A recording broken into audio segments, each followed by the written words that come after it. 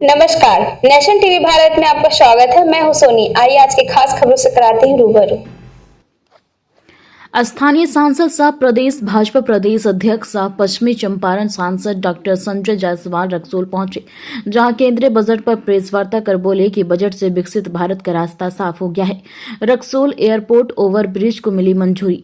केंद्र सरकार के आम बजट को युगांतरकारी बताया। उन्होंने कहा कि प्रधानमंत्री नरेंद्र मोदी के नेतृत्व में वर्ष 2047 तक विकसित भारत के निर्माण का लक्ष्य निर्धारित किया गया है। 12,20,000 करोड़ रुपए का कैंपेक्स इंफ्रास्ट्रक्चर का व्यय किया जाएगा, जो वर्ष 2014 के मात्र 1 लाख करोड़ रुपए की तुलना में 12 गुना अधिक है। डॉक्टर जायसवाल ने बिहार में चल रही 30,000 करोड़ रुपए की रेलवे परियोजना का उल्लेख किया। उन्होंने बताया कि दरभंगा नरकटियागंज रेलखंड के लिए राशि स्वीकृति की जा चुकी है। वहीं शिक्षा क्षेत्र में बड़े बदलाव की चर्चा करते हुए उन्होंने कहा कि देश में 5 यूनिवर्सिटी क्लस्टर स्थापित किए जाएंगे। इन क्लस्टरों में 25 से 30 विश्वविद्यालय एक साथ संचालित होंगे।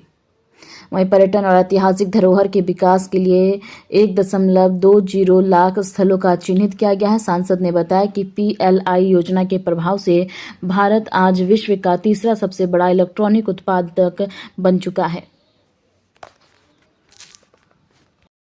27 का भारत सरकार का बजट एक युगांतकारी बजट है और माननीय प्रधानमंत्री जी ने जो अपना निर्णय लिया कि हम 2047 में विकसित भारत बनाएंगे, उसके लिए यह सबसे प्रमुख कदम है। इस बार का टोटल इंफ्रास्ट्रक्चर जो कहते हैं कैपेक्स जिसको बोलते हैं, मतलब हमारे विकास के योजनाओं में जो खर्च होगा वह 12,20,000 करोड़ रुपए का है।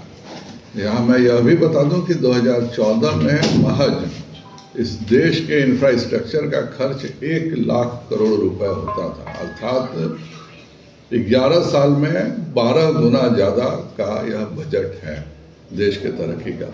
उसी प्रकार बिहार की मैं बात करूं तो 30,000 करोड़ रुपए केवल रेलवे के प्रोजेक्ट बिहार में चल रहे हैं, जिसमें हमें रक्सौल में जहां बैठे हुए हैं या दरभंगा नरकटियागंज की पूरी पैसा उसका सैंक्शन कर दिया गया।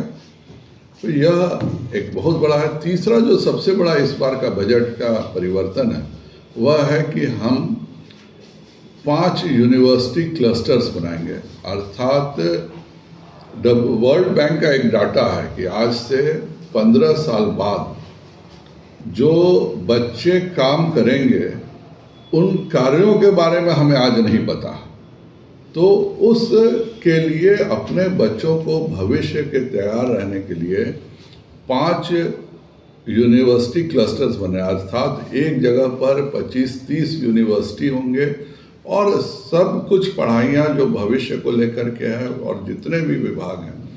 अभी तक एक यूनिवर्सिटी के 20 कॉलेज खुलते थे, अब एक जगह 20 यूनिवर्सिटी खुलेगी, जिससे कि बच्चों को बढ़िया से बढ़िया शिक्षा मिल सके और एक बहुत बड़ा 5 यूनिवर्सिटी क्लस्टर बनाने की तैयारी है।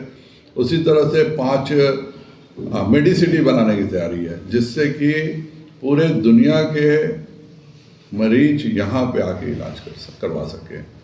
हम जितने भी ऐतिहासिक हमारी धरोहर है, पर्यटन है, उसको बढ़ावा देने के लिए हम लोगों ने 1.5 लाख 20 जगहों को चिन्हित करके नए रोजगार देने के लिए हम लोगों ने तैयारी किया है। टूरिस्ट जितने हम आज दुनिया के तीसरे सबसे बड़े इलेक्ट्रॉनिक उत्पादक बन चुके हैं और उसका केवल और केवल एकमात्र कारण माननीय प्रधानमंत्री जी का PLI स्कीम है।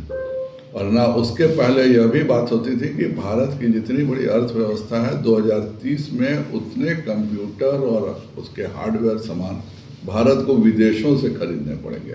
आज हम निर्यातक हो गए तीसरे बड़े। उसी प्रकार से एक कहा जा रहा है कि डेटा सेंटर को खोलने के लिए 20 साल की टैक्स छूट दी गई है।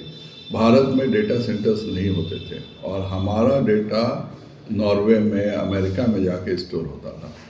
आज यहाँ डेटा सेंटर खुलने से जो अगला स्टेज है आर्टिफिशियल इंटेलिजेंस का, उसके सारे जो काम करने के चीज़ हैं वो यहीं पे रहेंगे।